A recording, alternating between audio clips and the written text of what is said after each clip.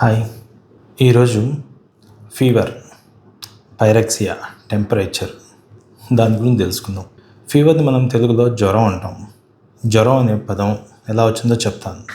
జ్వరం అంటే మన ఉష్ణోగ్రత సాధారణంగా 37 డిగ్రీల సెంటీగ్రేడ్, అదే ఫారెన్హీట్లో చెప్పుకున్నట్లయితే 98.6 డిగ్రీల ఫారెన్హీట్గా చెప్తాం.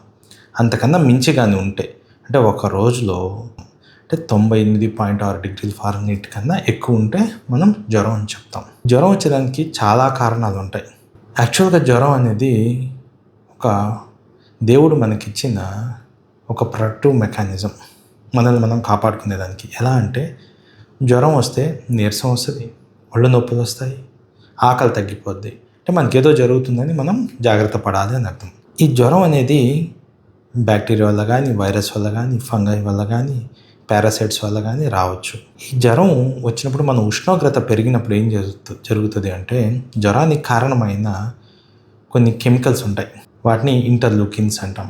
IL-1, IL-6, IL-8 and tumour నెక్రోస్ factors అంటాం. అవి మన బాడీలో మనకు ప్రొటెక్టివ్ మెకానిజంగా టెంపరేచర్ని పెంచేదానికి, ఆ బ్యాక్టీరియాని, ఆ పారాసైట్స్ని, ఆ ఫంగస్ని, ఆ వైరస్ని చంపేదానికోసము పుట్టేటి అన్నమాట. ఎప్పుడైతే ఇవి మన బాడీలో ఉష్ణోగ్రతని పెంచుతాయో, ఈ కీటకాలు ఏవైతే ఉంటాయో అవి మల్టిప్లైడ్ అవడం తగ్గుతుంది.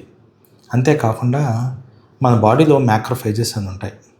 అంటే అవి ఆ జ్వరానికి కారణమైన బ్యాక్టీరియా, కీటకాలు ఏవైతే ఉంటాయో వాటిని చంపేదానికోసం. సో టెంపరేచర్ బాడీలో జ్వరం పెరిగినప్పుడు అది ప్రొటెక్టివ్ మెకానిజం. ఎలా అంటే ఇవన్నీ ప్రొడ్యూస్ అయ్యి బ్యాక్టీరియా మల్టిప్లై చేయకుండా ఆపుతాయి, వాటిని డెస్ట్రాయ్ చేసి మింగేస్తాయి అన్నమాట. సరే, ఈ పదం ఎక్కడి నుంచి వచ్చింది? జ్వరం జ్వరం జ్వరం జ్వరం అంటుంటాం కదా, ఫీవర్ అంటుంటాం కదా. ఫీవర్ అనేది లాటిన్ వర్డ్, ఫీవర్ గాడ్ అంటే ఆ దేవుణ్ణి జ్వరం వచ్చినప్పుడు పూజించేవాళ్ళు. అలాగే జ్వరం అంటే జ్వరాసుర గురించి తెలుసుకోవాలి. దీని గురించి ఒక స్టోరీ చెప్తాను. దక్ష యజ్ఞాన్ని మీకు అందరికీ తెలిసే ఉంటుంది. ఆ యజ్ఞంలో సతీదేవి తన భర్త అయిన శివుడిని ఆ యజ్ఞానికి సతీ గారి తండ్రి ఆహ్వానించాడు. అప్పుడు సతీదేవి బాధపడుతుంటే శివుడు బాగా కోపాగ్నికి లోనయ్యి తన 3వ కన్ను తెరవడం వల్ల ఒక నీటి బిందు రాలుతుంది.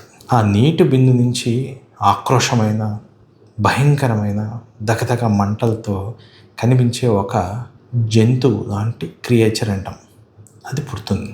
దాని పేరే జ్వరాసుర.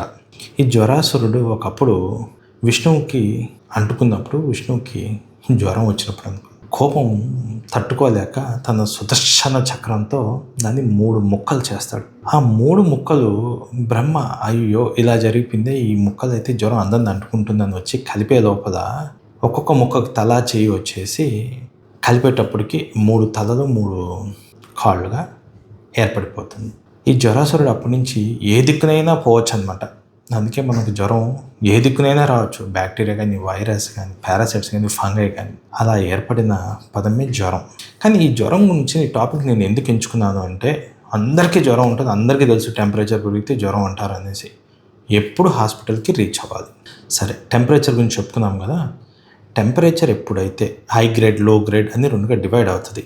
102.2 డిగ్రీల ఫారెన్హీట్ కన్నా టెంపరేచర్ ఎక్కువ ఉంటే, బాడీ ఉష్ణోగ్రత, మన ఒంటి ఉష్ణోగ్రత ఎక్కువ ఉంటే దాన్ని హై గ్రేడ్ ఫీవర్ అంటాం.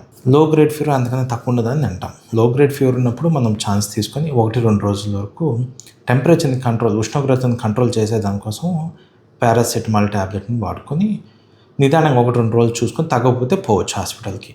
అదే హై గ్రేడ్ టెంపరేచర్ కాదంటే 102.2 డిగ్రీల ఫారెన్హీట్ కన్నా ఎక్కువ ఉంటే వెంటనే హాస్పిటల్కి వెళ్ళి వైద్యం తీసుకోవడం చాలా అవసరం ఉంటుంది. హాస్పిటల్ రీచ్ అయినప్పుడైతే హాస్పిటల్కి వచ్చిన కదా ఆ జ్వరం డెంగ్యూనా, మలేరియానా, ఫుడ్ పాయిజనింగా, పారాసైట్సా, వేరే ఫంగసా, వేటి కారణాల, వైరస్లా అని చూసుకొని వాటికి తగ్గట్టుగా వైద్యం తీసుకుంటే వెంటనే ఉపశమనం ఉంటుంది. హై గ్రేడ్ 102.2 డిగ్రీ ఫారెన్హీట్ కన్నా ఎక్కువ ఉంటే ఇంట్లో ఉండొద్దు. పారాసెటమాల్ ట్యాబ్లెట్ ఇంట్లో తీసుకొని వెంటనే హాస్పిటల్కి చేరడం చాలా మంచిది.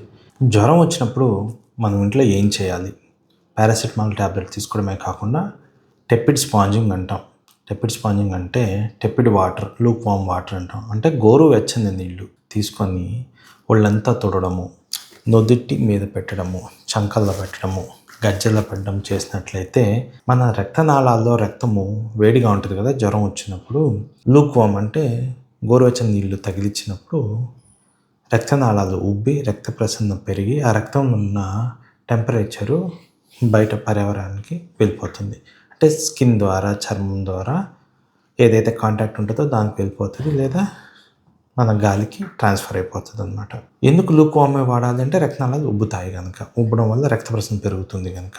కోల్డ్ వాటర్ కానీ వాడితే యూజువల్గా మనకు తెలుసు కదా, చల్లని నిలబడితే చేతులు ఫ్రీజ్ అయిపోతాయి, నొప్పి కూడా వస్తాయి. అంటే రక్తనాళాలు బాగా సన్నగిల్లిపోతాయి. సన్నగిల్లినప్పుడు టెంపరేచర్ ట్రాన్స్ఫర్ జరగదు, చర్మం నుంచి బయటకు జరగదు. అందుకని కోల్డ్ వాటర్ వాడకూడదు, మరి హాట్ వాటర్ వాడకూడదు. హాట్ వాటర్ పడితే అక్కడి నుంచి టెంపరేచర్ మన బాడీకి ట్రాన్స్ఫర్ అవుతుంది కనుక. అందుకని గోరువెచ్చని నీళ్ళతోనే స్పంజింగ్ చేయాల్సి ఉంటుంది. టెంపరేచర్ ఎలా రికార్డ్ చేయాలనేది కూడా చెప్తాను. టెంపరేచరు సాధారణంగా మనం హాస్పిటల్కి వెళ్ళినప్పుడు లేదా ఇళ్లలో నోటి ద్వారా చూస్తాం, చంకలో పెట్టి చూస్తాం. అసలు కరెక్ట్ టెంపరేచర్ మలద్వారం ద్వారా పెట్టడం వల్ల వచ్చేది, కానీ అలా చూడలేము కనుక నోటి ద్వారా చంకలో పెట్టి చూస్తాము. థర్మామీటరు ఇంతకుముందు గ్లాస్ థర్మామీటర్లు వచ్చేవి, దాంట్లో పాదరాశం ఉండేది, అవి కరెక్ట్ అయిన థర్మామీటర్స్. కానీ ఇప్పుడు వచ్చేవి డిజిటల్ థర్మామీటర్ కూడా ఇంచుమించు కరెక్ట్గానే చూపిస్తున్నాయి. వాటిని నోటి ద్వారా పెట్టుకున్నప్పుడు ఇంచుమించు ఒక 60 సెకండ్లు 90 సెకండ్లు ఉన్నప్పటికీ, లేదా అది బీప్ సౌండ్ ఇస్తుంది మ్యానుఫ్యాక్చరింగ్ బట్టి. ఆ టైంలో తీసి చూసినప్పుడు నోటి ద్వారా వచ్చే టెంపరేచరు సాధారణంగా మనం ఫారెన్హీట్ డిగ్రీలో చూస్తుంటాం, దానికి 0.5 డిగ్రీస్ ఫారెన్హీట్ కలిపితే అది కరెక్ట్.